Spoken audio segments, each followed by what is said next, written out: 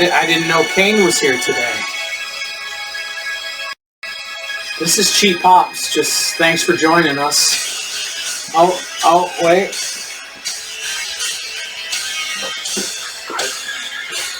Apparently Kane is here today.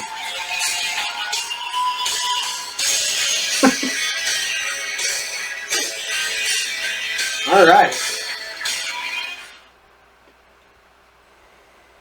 You're not going to talk? You're just going to... Do you have a mic? No, I don't have one of the voice changer things, so you're not... I got 2 words for you. Cheap Pops. Yeah, welcome to Cheap Pops. This is our Halloween episode. We're recording it a little early because, we have lives. But, yeah. We've got the critters on the table. We've got, killer clowns from outer space, the Undertaker, Paul Bearer. We got all kinds of stuff going on. Got zombie Undertaker in the coffin. Yep. So we got a lot of stuff going on. There's been a lot going on in wrestling. So I've decided no current WWE today. None. Yeah. Well, we're gonna do a preview of the NXT Halloween Havoc, but I don't consider that current WWE product for right now. I just want to do a whole episode without talking about current WWE. So that's what we're going to do. I doubt you watched any of TNA Bound for Glory. Bits and pieces, yes. Like highlights and stuff? Yes. The pre-show had the Hall of Fame with the beautiful people getting inducted, and I thought that was really cool. Angelina Love spoke first, and then Velvet Sky did. The person to induct them was Lisa Marie Varon, also known as Tara, in Victorian WWE. No, Tommy Dreamer did inducting too, but no offense. Oh, Lisa Marie did Mickie James. I'm sorry. Lisa Marie inducted Mickie James. She's really nice. I met her. She gave me like 4 hugs when I met her. It was really nice. She's not that good when she's inducting people into the Hall of Fame. She was really excited and everything, but she wasn't. She was speaking from the heart and everything, but it just wasn't good. Tommy Dreamer was short and sweet, inducting the beautiful people, and then they got up and talked. I really wish they had added like Roxy or Taylor Wilde, something like that, because Gail Kim and Awesome Kong are already in. But also Roxy and Velvet Sky mentioned Roxy and stuff, so that was cool too. But I think you should have had a little bit more than just the beautiful people and Mickie James, But it was pretty cool to see that. And then they did the Elegance brand against the Inspiration. It was a quick tag match, and the Inspiration retained. I don't know what they're going to do with the Elegance brand now that Ash by Elegance is apparently her career is over. I don't know what kind of injury she's got or whatever. They haven't really said anything, so I don't know what. But if they keep going with it and she can be out with them, go into the ring, at least you can keep that brand going. Yeah. But whatever. I'm enjoying TNA anyways. And that's the only match they had on the pre-show. The main card, the opening match was for the international title. The champion, Frankie Kazarian versus Steve Maclin. Maclin jump-started the match in the aisle. I thought it was a really good match. Both tried each other's finishers. Macklin's mom was in the front row and flipped off Frankie Kazarian. That was pretty funny. So Maclin won back the international title. He was the first champion. Now he won it back. That's really cool. I don't know if you know this, but my favorite, Deonna Purrazzo, and Steve Maclin, they're married.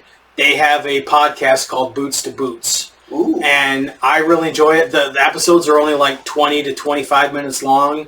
And they talk about, because Maclin is a veteran, so they talk about his transition from being a veteran into, regular life. And they talk about their transitions into wrestling and, all that stuff.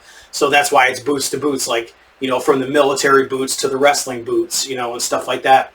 I think it's really interesting. I think they have a good dynamic. So, it's 25 minutes out of your day, and if you don't like it, you don't like it. But I think they have a really good thing going. So I just wanted to mention that. Right. I think it's really good to, see Maclin win back the title. We really enjoyed meeting him at a World of Hurt show, and I think he's one of the hidden gems in TNA. I really hope they give him a title run again, a TNA title run. Gia Miller versus Tessa Blanchard. I don't know how often Gia Miller is wrestling. She's like an announcer for them, but I know she's done wrestling in the past. But this match was rough to watch. Couple of botches. Tessa used a punch with a roll of quarters to get the win, which was it.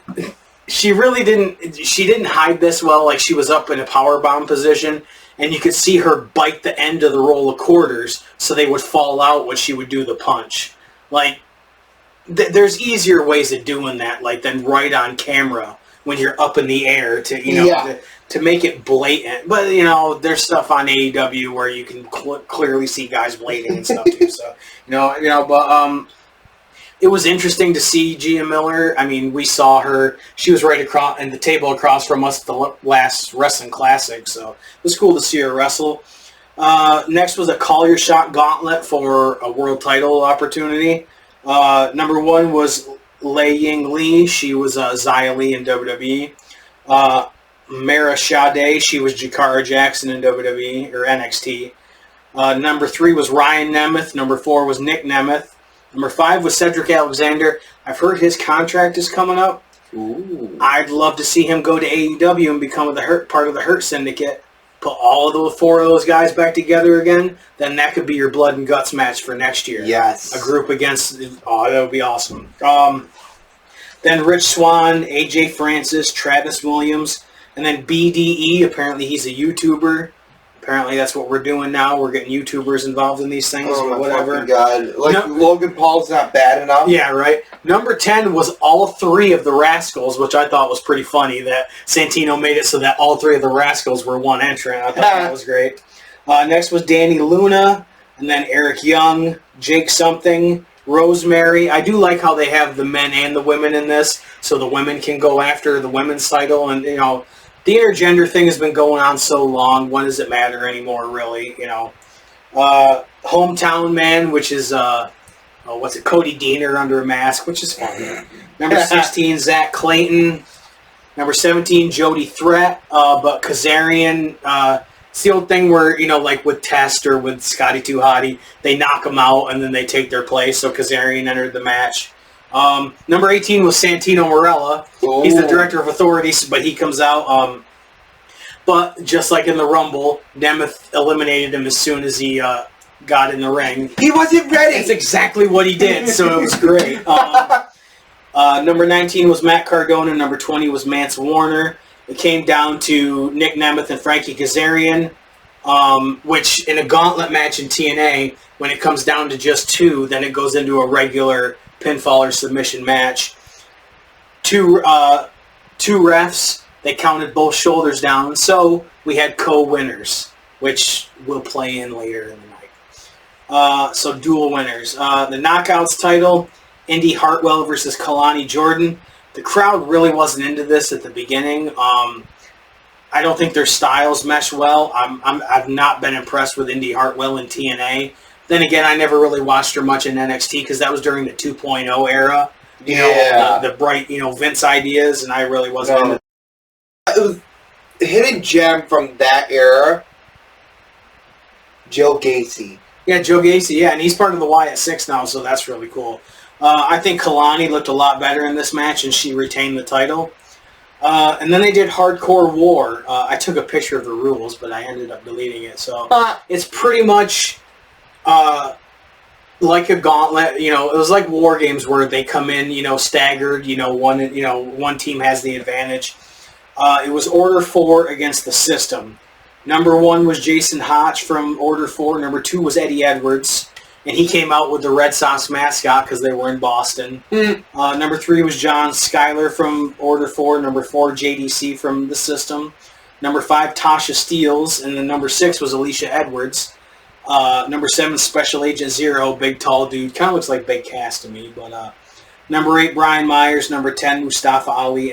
Number 9, Mustafa Ali. Number 10 is Moose.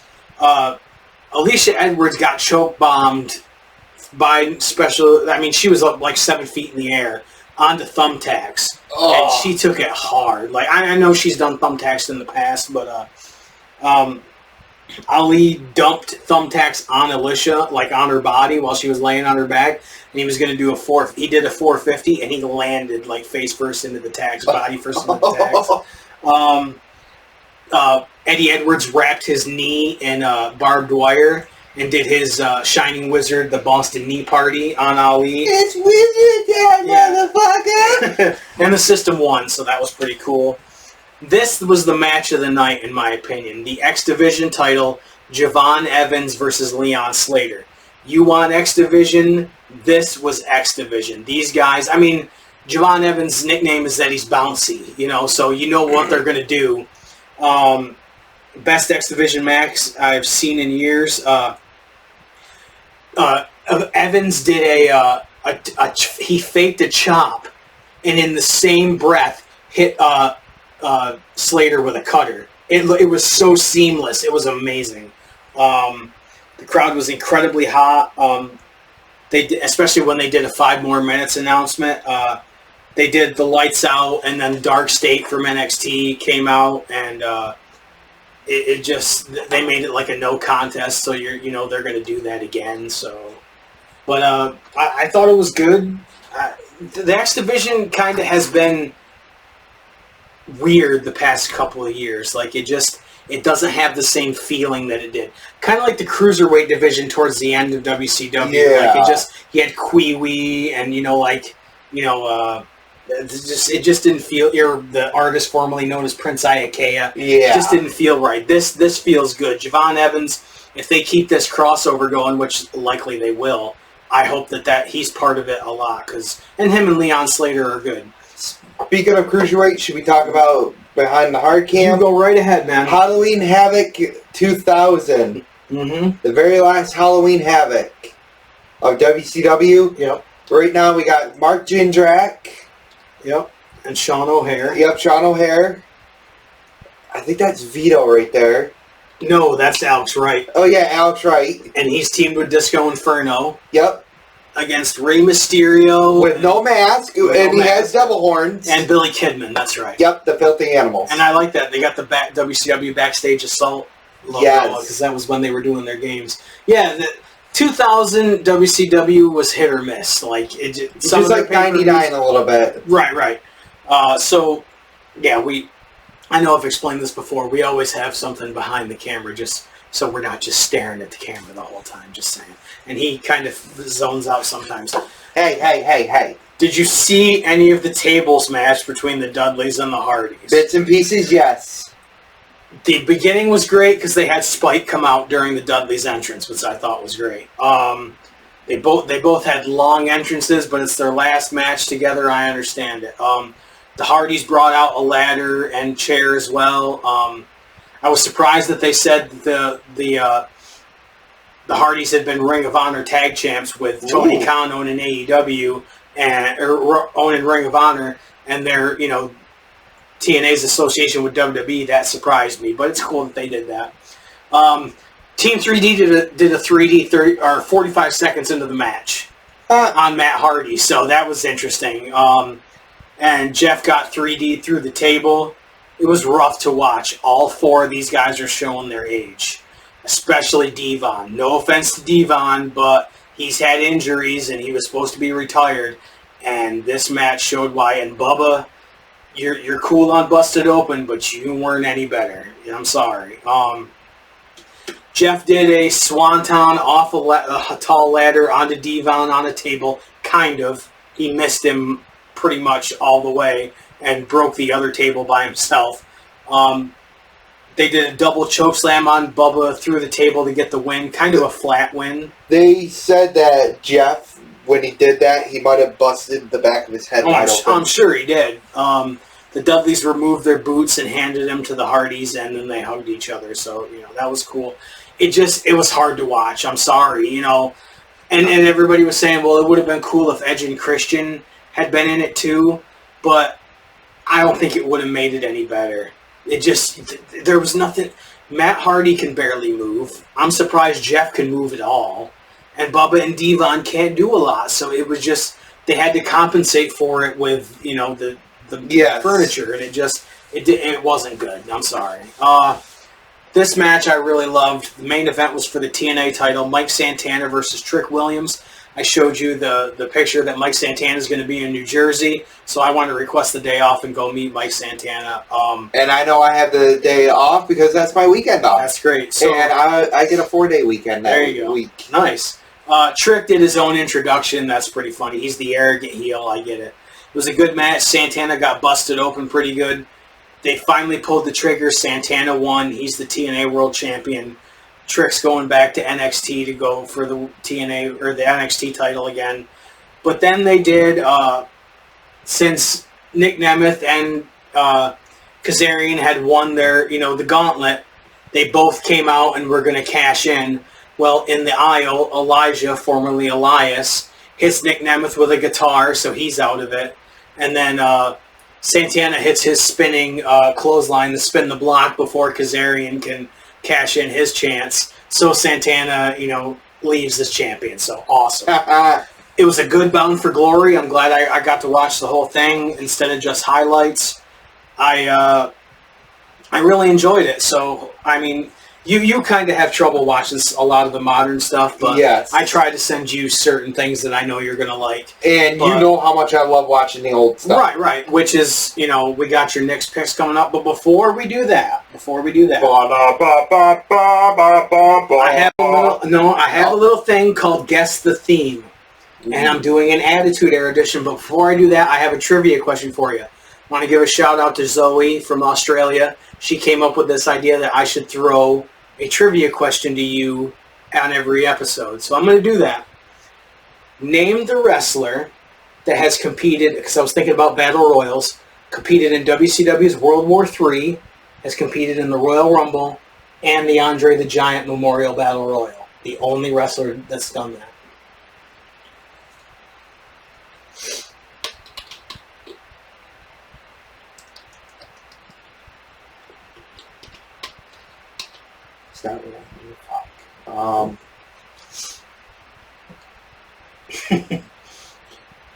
Ray.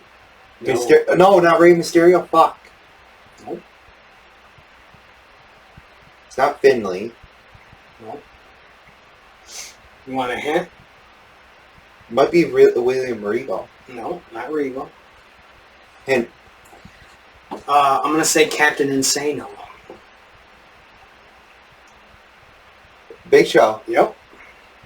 Because you know what? You might be right with Ray. Yes. You might be, because Ray might have been in the Andre the Giant. I'll have to check that. Yes. So you might have gotten me on this one, but I was thinking Big Show was the only one that was in WCW, and so you might be right. You know what? I'm gonna check on that. Yeah, please check that. I'm gonna check on that. Yeah, I'm gonna check on that because you might be right. But so I decided, guess the theme. We're going with Attitude Era theme songs. So here's the first one.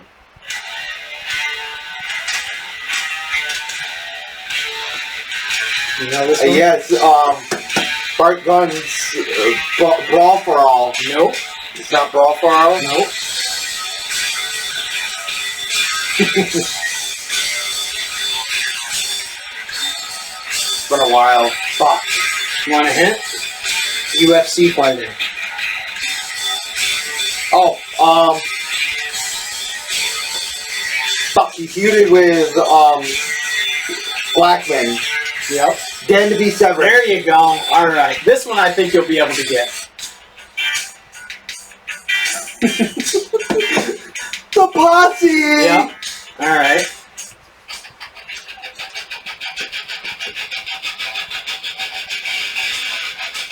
Yeah, it's not Taz, is it? Nope.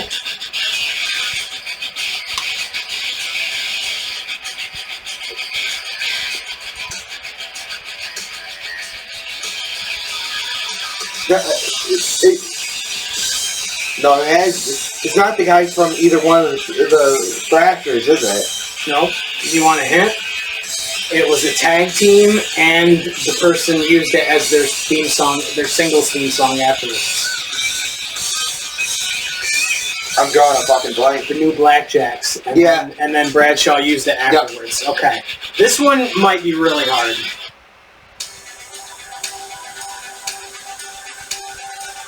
NWA?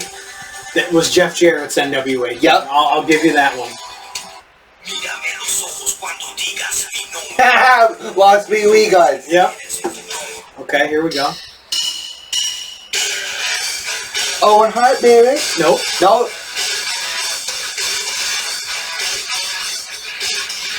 I know it too, and I can't fucking think of the name. Doesn't that suck? You want to know? I know it, and I can't fucking It remember. says that draws. Yes.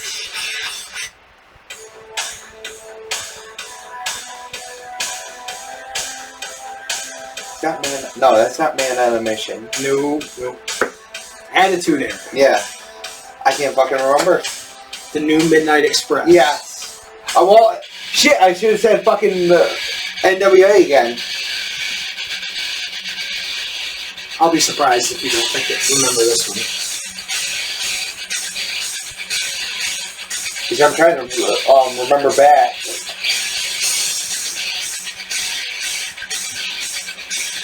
Stop meaning. Nope.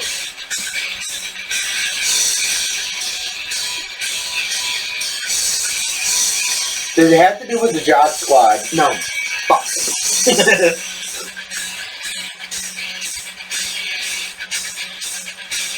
It's not the short-lived tag team, is it? With Big Show, Meg, and all that? No. I can't remember then. Marvelous Mark Merrow. Yep. Steve Blackman. Yep.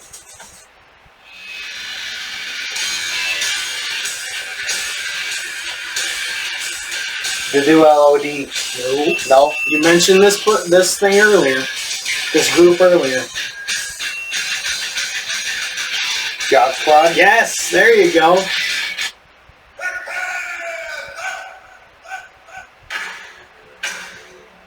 Fuck, what the fuck is his name? He was part of the Oddities. Yes. Fuck. It's not, he teamed with Giant Silva and shit. Kurgan. Yes, or you could have said Truth Commission because that was theirs too. Yes. This one. DOA. Yeah, you didn't even need to hear the music part. This one might be hard.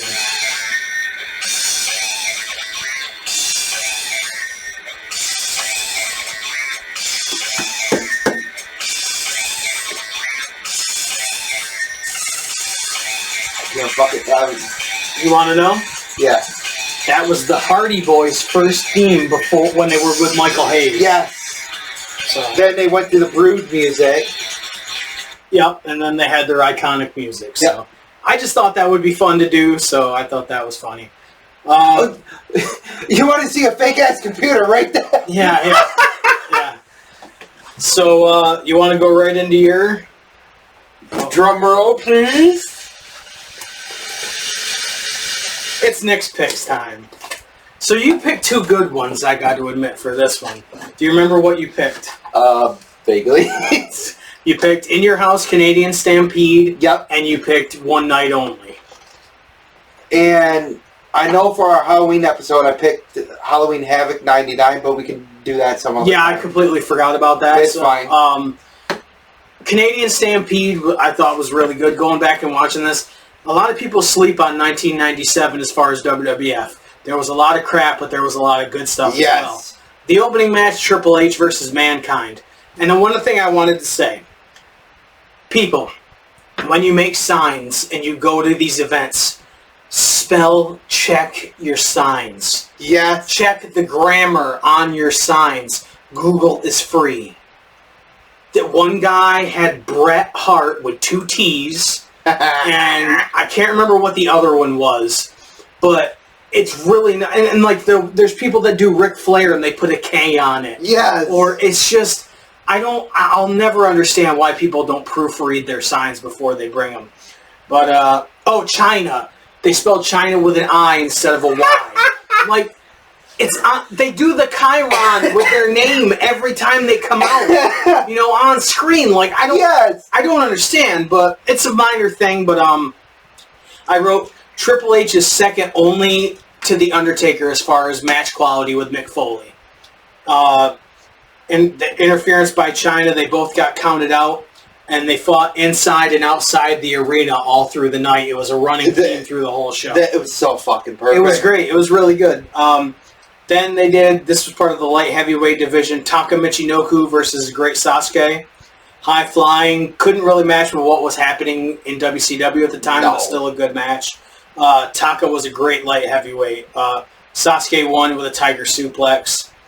Undertaker versus Vader with Paul Bearer. Vader had Paul Bearer with him. This was when Undertaker was champion. The start of Paul Bearer calling Undertaker a murderer, so that's cool. And that version of Paul Bearer with the light hair, so... And this is what led into, I think, a disqualification happened? Nope, Taker won with a tombstone and retained the title, so... I thought it was a DQ. They did have one where it was a DQ at one point, but and then this is when the In Your Houses were shorter than the regular pay-per-views. I think this was only 2 hours long. The 10-man tag. This has got to go top 5 loudest crowd reactions ever. The Hart Foundation came out one by one, and it got louder with each person that came out.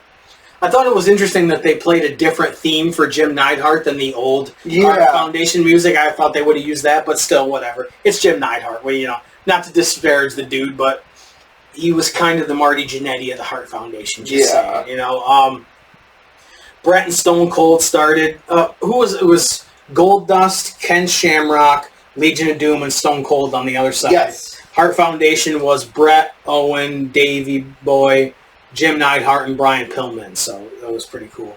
Bret and Austin started. The crowd was so loud, the hard camera was shaking. And that is so fucking rare now. It was France or Puerto Rico, it was doing it too, so when WWE was in Puerto Rico. Austin attacked Owen's knee with a chair. Owen went to the back. Austin did as well after Bret attacked his knee with the fire extinguisher and a figure 4 around the ring post. Always loved Bret doing the figure 4 around the ring post. And if they would have kept Bret around longer, they could have done so much freaking more with Austin and Bret. Oh, absolutely. Absolutely. Austin came back out and faced Bret. The Hart brothers attacked Austin outside the ring. Owen came back out and rolled up Austin for the win. The ref and security and the officials break it all up. Austin comes back in and attacks Owen, and he gets handcuffed, drug out in handcuffs in Canada, which is fun. Yes. And this is the iconic thing where he's flipping off the crowd while he's in handcuffs, which is just amazing. So that was a good pick. It was short, but if you want to go watch something on Peacock, watch this one. Just for the crowd reaction for the Hart Foundation. The match was a match. It wasn't anything special. Goldust was in his prime. The Road Warriors were kind of... And this was Shamrock really showing what he could do, too. He'd only been in the company a couple months. But one night only, I had forgotten what happened in this was such a fucking good hit. This was in September of 97. This was right before Hell in a Cell. Triple H with China against Dude Love. How about that? Dude was a ridiculous character, but so entertaining. Yes. England, the air horns. Stop with the air horns. I haven't heard as much in the past few years, but I know it's like a soccer thing or a football thing, but the air horns are like Bill Alfonso's whistle. It's like nails on a chalkboard to me. But those two always had good matches, Triple H and Mick Foley. So Triple H won with a pedigree. And the next match, Sonny was the special ring announcer. Leif Cassidy, also known as Al Snow, against Tiger Ali Singh, and his father Tiger Jeet Singh came out. This was when they thought that Tiger Ali Singh was going to be a star. And nope. They were making him be like the Indian $1 million man, and it just was not working. It could have worked. Going along with gimmicks, if it was a different time period and everything, could have worked. Yep. I think in the Ruthless Aggression era, it actually could have worked. If you had him and Muhammad Hassan, yes, I think that would, They're both not Arab, but you could both have them. You could have Singh say they're treating me like I am an Arab in airports. Yes. You know what I mean? Just because I look similar. I think that would have been awesome. But he didn't have it. No. Not at this point. But he won with a bulldog off the top rope. So for the tag titles, you had Los Barricos versus the Headbangers. Headbangers were the champions. Barricos controlled most of the match, but the Headbangers retained. This one I've completely forgotten about. Flash Funk versus the Patriot. Oh my God! I think this is one of the Patriot's last matches because he wrestled at Bad Blood, but this is fans not into the Patriot in England. No. It was an okay match. Patriot won with the Uncle Slam, which is a full Nelson Slam. LOD versus the Godwins. LOD and the Godwins in this era was rough to watch. It was plotting, kind of like the DOA against the Godwins, or just the faction warfare stuff just was not hitting. It was a hard hitting match, and the LOD won. Shamrock did an in-ring interview with JR, and Rockabilly, Billy Gunn, for if you don't know. Came out and, was talking trash to Shamrock and got put in an ankle lock. So this is when they were really trying to build up Shamrock strong. And Billy Gunn's a pro, so he was starting to come into his own. This is pre-New Age Outlaws. Mm-hmm. Absolutely. It was. The Rockabilly thing was stupid. Yes. He had him with Honky Tonk Man. It didn't last long, but... Vader versus Owen Hart, speed versus power. Vader got the win. And then Undertaker versus Bret Hart is the main event. Two real pros. No, second main event. Was it? Oh, you're right. I think this was better than their SummerSlam match. Yes. I really do. And that one, of course, had Shawn Michaels involved as the referee, too. But... I think this one was better, and the crowd added a lot to this match. And I do believe it ended under disqualification, and Bret won it. Yes, Undertaker was DQ'd because Bret was hung in the ropes, and Undertaker would not let him out, and he got DQ'd.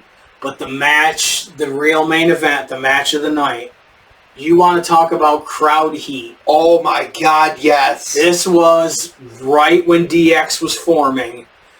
Shawn Michaels against the British Bulldog for the European title. Bulldog coming in as champion. And I love Shawn's interview before this match. Dude, this was when Shawn Michaels did not give a fuck. He was in the substance abuse era, and it was great. The crowd was so hot for this match. They wanted Davey Boy to just kill Shawn Michaels. And I love going back to the interview where Shawn goes, my whole career has always been, can you top this? Yeah. It was really good. Bulldog tried to do a power slam outside the ring, but the ring was elevated, and he got his leg caught in between the railing and the. And that was such great heat because you had Chyna, Triple H, and Rick Rude out there all pulling on that guardrail. Triple H hit a pedigree while his leg was still caught in between the rail and the platform. So like you said, figure four with extra leverage. The ref stopped the match. New European champion, the first ever Grand Slam champion, Shawn Michaels. And the crowd was just throwing stuff in the ring, and it was really good. And you want to talk about the fucking crowd almost rioting. Yeah. And it was Shawn just taunting Davey Boy's sister outside the ring. Yeah. And when he took the knee brace off and just fucking tossed it. Yeah, it was really interesting. I got a bunch of stuff here. Before we get into other stuff. I got to stop spending so much money. I'm just saying. But hey, I work hard for it. Of course, you've seen this. You have one of these. The Undertaker from 1996 with the face mask. 95. Well, he had it in 96 too. But yeah, you're right. Undertaker's my favorite wrestler of all time, even though he's kind of tarnishing his legacy now with doing a podcast with his fucking wife. But, that's my opinion. So I had to have that. This one you showed me on eBay. And you're like, are you going to buy it? No, I sent it for you. It was like $15. the Ministry of Darkness Undertaker, like that. And his chest piece came off. That's Why? all right. I'm probably going to open it anyways to go with my but it's one of the classic Superstars ones. I couldn't believe it when you found that. Now, I'm so glad I found that for you. Yeah, I am too. They did a whole line of people from the Click where they're doing the Click, hand signal.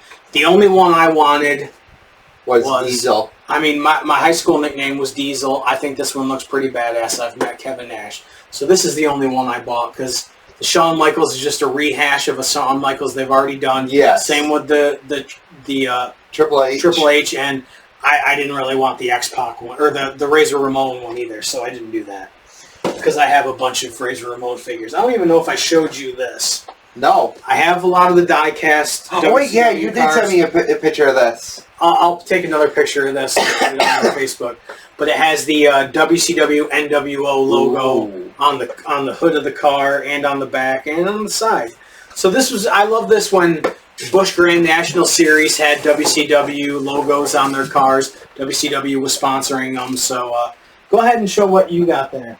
I bought a Kenny Omega action figure for dirt cheap, $10. Okay.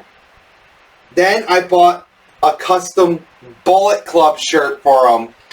How cool is that? No, it looks really good. They did a really good job. We are going to have a surprise, hopefully, on our next show with the people that made that custom shirt. They do NWO shirts. They do all kinds of shirts, Macho Man shirts. I haven't even I got to show off the Bret Hart shirt I bought. Yep, I'm gonna get a Cartman one for my Golga Build-A-Figure. But when our things come in, we will promote them on the show, and I'm gonna shout them out. This I really enjoyed. I like this one. Yes, Braun Breaker with the Intercontinental title, even though the new Intercontinental title looks stupid. But he's got Steiner, style, trunks on. Yes. I mean, we're not going to talk current WWE, but there's a lot going on. I just want to go one episode without talking current WWE. Yes. I forgot this game was out. Ooh. Was out at one point. Saturday Night Slam Masters for the Super Nintendo. So this is one that we've got to play, and we've got to, do the video of it. Plus, you got to definitely play the one I got made. Yeah, definitely. This, I have to give a shout out to my friend Sammy. The Ric Flair AEW figures. The Chase one of 5,000, and then him with the pink robe, pink and blue. Go ahead, look at those. Ooh, yeah. And then this I had to have because I've met him, and he was one of my favorite characters as a kid. Yes. I don't really like these figures that much. But this one's not like overly muscular, like. And I'm so glad I was like, oh, these ones are out. Right, but it's got the green tongue, George the Animal Steel, and I'm an animal lover on the shirt, so that's pretty cool. But so I'll put these back over here, and a couple movies that I bought. The Killer's Game, Dave Bautista and Terry Crews are in it. I want to sit down and actually watch that. I haven't watched that. This I got for $3. Backlash 2009, where Shane McMahon wrestled Randy Orton. This was sealed. My copy of it had some scratches on it, so I got it sealed. Still got the tape on the top, so I'm happy about that. I got it for $3. Not bad. This I also got for $3. This was the latest Friday the 13th, the Killer Cut. I'm not huge into horror, but I do enjoy the Friday the 13th movies, so. Bought that for $3. I wasn't too big on it. This one I haven't watched. Guns, Girls, and Gambling. Yep, it has Christian Slater, Dane Cook, Helena Matson, and Gary Oldman. It looks like an action adventure comedy. So, that's Chris Kattan. Chris Kattan's in it too. So that's pretty funny. So I'm gonna watch that. We'll review that. And we are going to a show. Bret Hart was supposed to be the headliner of this show, but he had to pull out. Killer Cross and Scarlett Bordeaux are going to be headlining it. They added Jake the Snake Roberts and Mercedes Martinez, which I'm really happy about. But since Scarlett's going to be there, She was one of the Hoopla hotties back in the day for Ring of Honor for Truth Martini. So I'm going to have her sign my Night of Hoopla DVD. I'll probably get an 8x10 signed by Cross because I did the combo for $100 where you get an autograph from each and you got a picture. So, I mean, they just came off of WWE TV. I understand why their price is high. I get it, you know. So I'm not really worried about that. We will do a review of that show. I will post pictures of, you know, I think we're 6th row, and we're right on the entrance. So I'm hoping I'll be able to get some good pictures. I'm excited about this. I know the guy that runs it. I mean, I don't know him, but when I used to go to CTWE and NEW back in Northeast Wrestling back in the day, his name was Kurt, and he used to be a manager. So him running it is really cool. So I wanted to do a table at that show, but they didn't have room for us to do a table. So we're going as fans. I'm cool with that too. It's a win-win either way. It really is. Did you watch any of AEW Wrestledream? A little bit here and there. I really want us to talk instant about the I Quit match. Oh, we will. Don't you worry. They had FTR and Jet Speed start their match during the pre-show, and then they started the pay-per-view with that match already in progress. That's it. Fucking stupid. Well, yes and no, because it was a hot start to the show, and it kind of gave an incentive for people to watch the the pre-show, which is fine. Very good, fast-paced match. Stokely, the manager, held Speedball's foot, and FTR won. I'm going to go through this pretty quick, because Tekla versus Jamie Hayter, both very impressive. First chance to really see what Tekla can do. Hayter got the win. I don't know what they're going to do with her, but you all right? Yeah, I got to stretch it back. And since the Young Bucks have been broke lately, they did a $500,000 tag team match. The Young Bucks versus Jurassic Express. Crowd was hot for Luchasaurus. They really liked that Jurassic Express got together. Just keep Marco Stunt away. I don't want to see him. At one point on the outside of the ring, they did a chicken fight, with Jungle Boy on top of one and one of the Bucks on top of Luchasaurus. That was kind of funny. Jurassic Express won, so they won the money. And then the Don Callis family attacked after the match, and the Bucks walked away, and Kenny Omega came out to make the save. So, Tornado Trios match. This match was pretty good. The Hurt Syndicate versus The Demand. The Demand is Ricochet and the Gates of Agony. The Demand dominated most of the match. They focused on MVP, which, of course, he's the weak link. No offense to MVP. They put both Shelton and Bobby through a table at the same time. They power bombed Shelton into Bobby, who was already on the table, Bobby Lashley. Crazy match, but it's a tornado tag match. I'm not surprised. And the Hurt Syndicate got the win, so that was cool. This match was really, really good. The TNT title, Kyle Fletcher versus Mark Briscoe. Really, really good. But they're using chairs, and Mark Briscoe got powerbombed onto the steel steps right in front of the referee. I know that this stuff happens in modern wrestling, but it bothers the fuck out of me. Yeah, because back in the day, that would have been a fucking disqualification. Exactly, and you had your tornado match, which furniture fine, and then you're going to have an I Quit match later on in the night. At least enforce the rules and in that one match where I don't get it. But it was the match of the night, in my opinion. Fletcher won with a low blow and a brain buster. AEW Women's title, Chris Statlander, the champion, versus Toni Storm. Thought it was a really good match. I mean, Toni Storm is really good, and Statlander's coming into her own. Statlander retained. Mercedes Moné comes out to interrupt the celebration. And she calls out, a champion because she wants to have another belt. Mina Shirakawa, the interim Ring of Honor Women's TV champion, comes out. I fast forwarded this match. Moné won, so now she's got 12 belts. And they're calling her Ultimo Moné, which is just... Yeah, fuck you. And I sent this to you, and this is a joke, but is Tony Khan banging Mercedes Moné? Yeah, that's what... That's the only explanation I can think of. And yes, it's a joke. I doubt Tony Khan is really banging Mercedes Moné. But she adds nothing. No. And her having all these belts adds nothing. So I don't get it. And no way that she should have be the one to go with that many belts with Ultimo Dragon. Yeah, as I've heard before on podcasts, she's a black hole of charisma. She is not the boss anymore. She just doesn't have it anymore. No. Yeah, I don't get it. Konosuke Takeshita and Okada versus... Oh my god, you said it right! Yeah, I know, right? For the tag titles, I almost hit it a little bit. A hard-hitting tag match, great double team moves by Brodito.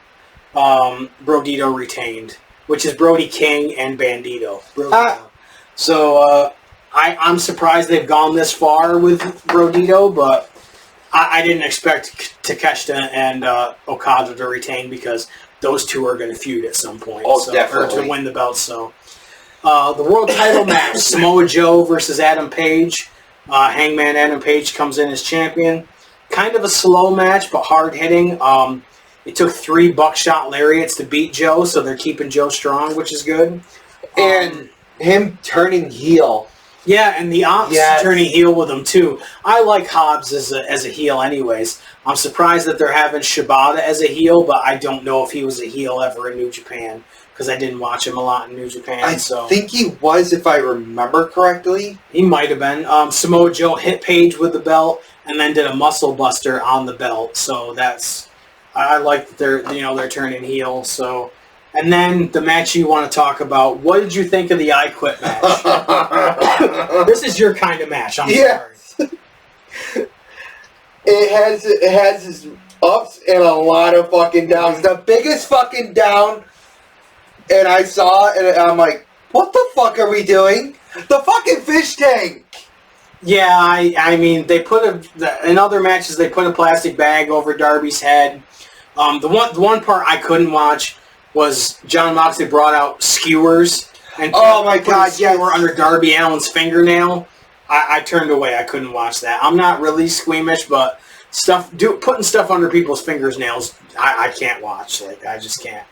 Claudio Castagnoli gorilla pressed Darby Allin from the middle of the ring all the way out to the announce table, and he gave no fucks. He just pitched him, and it looked gnarly. Darby Allin, he's the Spike Dudley of AEW. He just does not fucking care what people do to him. That's like Big Show taking Rey Mysterio and tossing him to the crowd with one hand. Right, but the Death Riders came out. They came out with like a cooler of water and a fish tank. They filled the fish tank with water, and Moxley proceeded to try to drown Darby Allin to get him to quit. And what happened?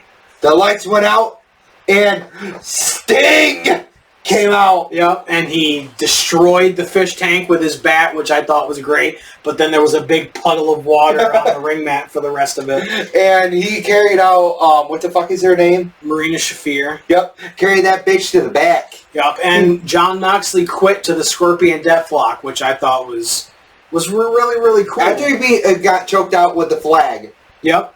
So, why don't you... It was a good pay-per-view, but it was 4.5 hours, so, we've upgraded my segment here. I've got to get some kind of intro for it, but it's time for Dave's Faves.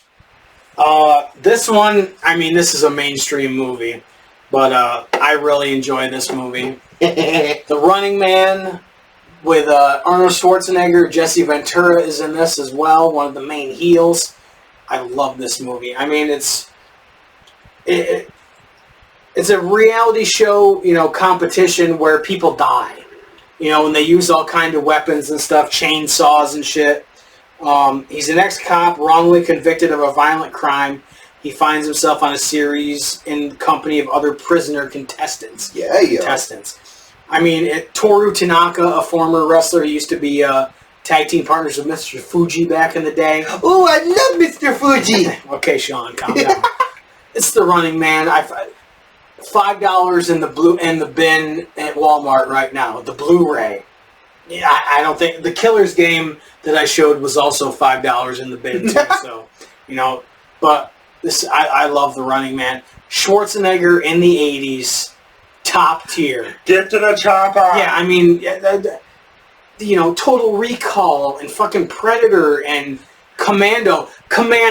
Yes. If you want to watch one of the most ridiculous movies ever, where you want to talk about the 80s trope of people don't have to reload their guns? Yes! Watch Commando.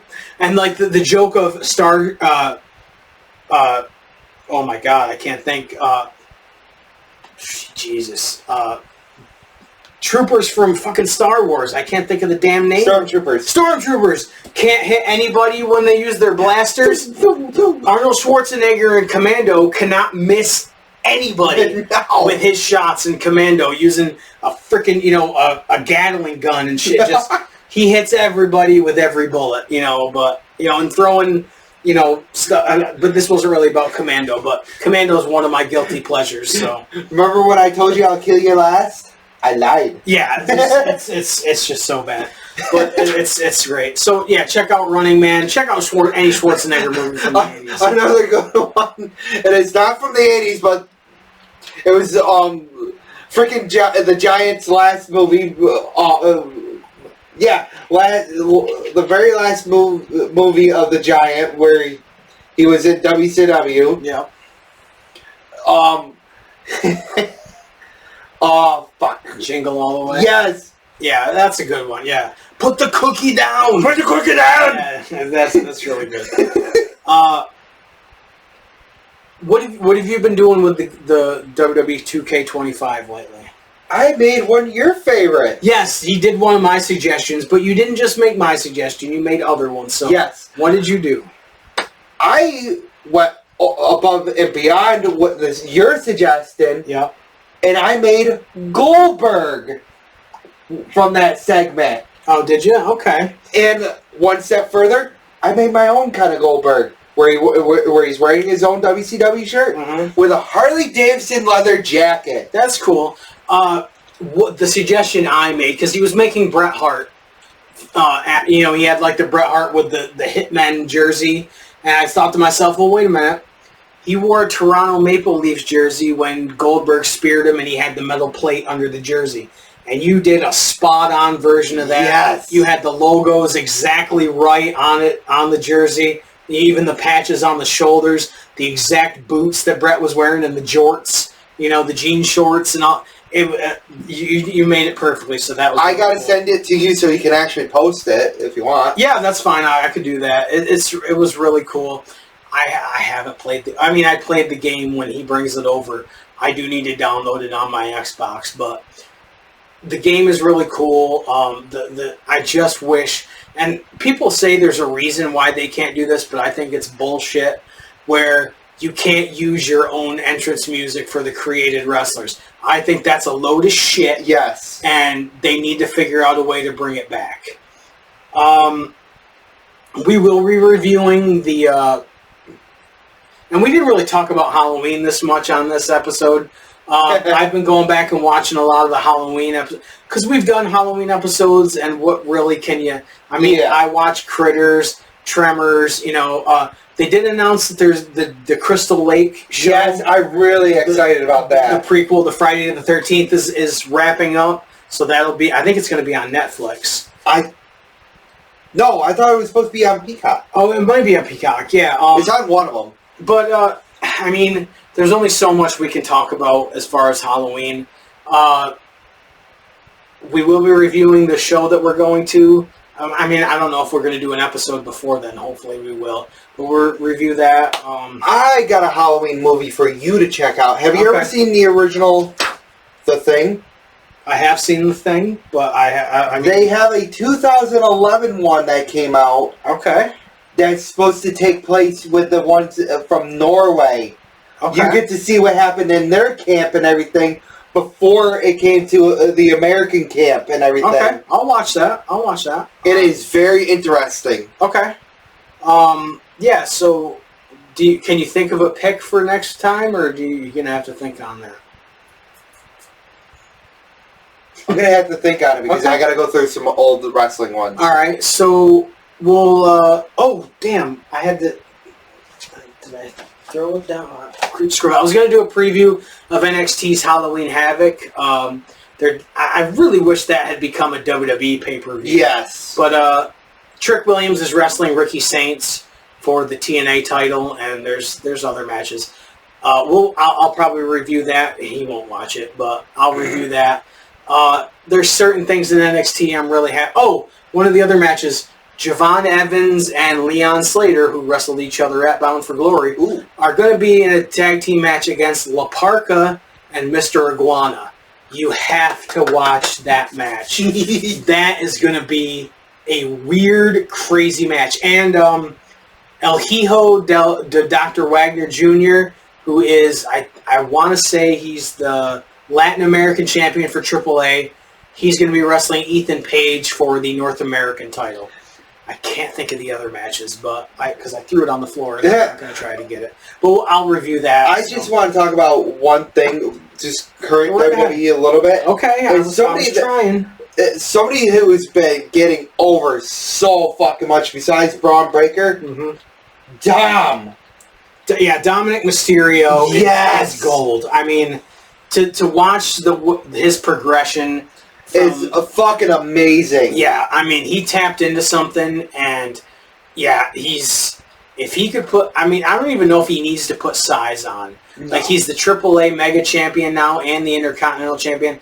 I don't think he's going to be Intercontinental Champion for much longer. I think Penta's going to take it off him. But yeah, I mean, or Rusev, one of them's going to. I don't. It's like they strapped a fucking rocket to him and just. Yeah, I don't know what they're going to do with Rusev.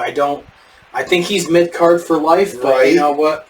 Yeah, Dom's the future World Heavyweight Champion. Definitely. You know, so, but, yeah, I mean, that's the only WWE thing we've talked about today, so. Going back to Behind the Heart Cam, because you showed off Ric Flair, we got David Flair coming in. Oh, poor David Flair. Poor David. I mean, I liked him with Daphne and Crowbar, but. Still better than Charlotte. He was a 19-year-old kid and got too much too soon. And especially in that era of WCW where they really didn't know what they were doing. But and talk about somebody that was so nice to meet, Buff Bagwell. Buff Bagwell was really cool. He lost a leg, but he's still doing appearances and stuff. So if you get a chance to go meet Buff Bagwell, go do that. Sorry this wasn't much of a Halloween episode, but we wanted to get it around Halloween. And we kind of went off the rails a little bit. And we talked about some Halloween Havoc and stuff. Oh, wait, we can still make it a little bit Halloween. There you go. It's Halloween. Yeah. Wait. We should do the Pop Guys out with this. Okay.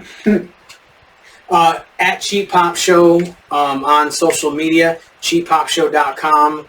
And subscribe, like and subscribe, comment, and